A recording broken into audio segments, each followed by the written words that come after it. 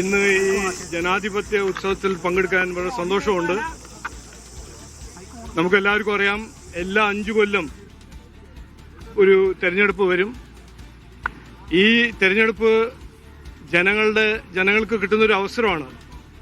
നാടിൻ്റെ ഭാവി, നാട്ടുകാരുടെ ഭാവി, കുട്ടികളുടെ ഭാവി, നാടിൻ്റെ ദശയും തീരുമാനിക്കാൻ ഒരു അവസരമായിട്ട് ജനങ്ങൾക്ക് കിട്ടുന്നു. അപ്പോൾ ഞാൻ എല്ലാവരോടും അഭ്യർത്ഥിക്കുന്നു, ഈ ഇലക്ഷനിൽ പങ്കെടുക്കണം. എല്ലാവരും അവരുടെ വോട്ടിംഗ് ബൂത്തിൽ പോയി വോട്ട് ചെയ്യണമെന്ന് എൻ്റെ ഒരു വിനീതമായ അഭ്യർത്ഥന. അതിൻ്റെ അപ്പുറം എനിക്ക് 2 കാര്യങ്ങൾ പറയാനുണ്ട്.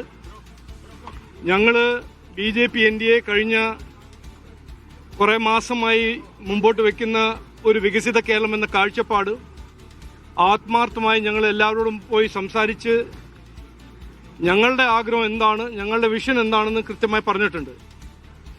ഇതൊരു നിർണായകമായ ഇലക്ഷനാണെന്ന് ജനങ്ങൾ ഏറ്റെടുത്തിരിക്കുന്നു. എനിക്ക് പൂർണ്ണ ആത്മവിശ്വാസമുണ്ട്. വലിയ മാറ്റം ഈ ഇലക്ഷനിൽ ജനങ്ങൾ ഉണ്ടാക്കും എന്ന് ഒരു ആത്മവിശ്വാസമുണ്ട്. മറ്റൊരു കാര്യം, ഇന്ന് 140 മണ്ഡലങ്ങൾ മത്സരിക്കുന്ന എല്ലാ സ്ഥാനാർത്ഥികൾ, BJP NDA സ്ഥാനാർത്ഥികൾക്ക് ഞാൻ എൻ്റെ ബെസ്റ്റ് വിഷസും പാർട്ടീൻ്റെ ബെസ്റ്റ് വിഷസ് കൊടുക്കുന്നു.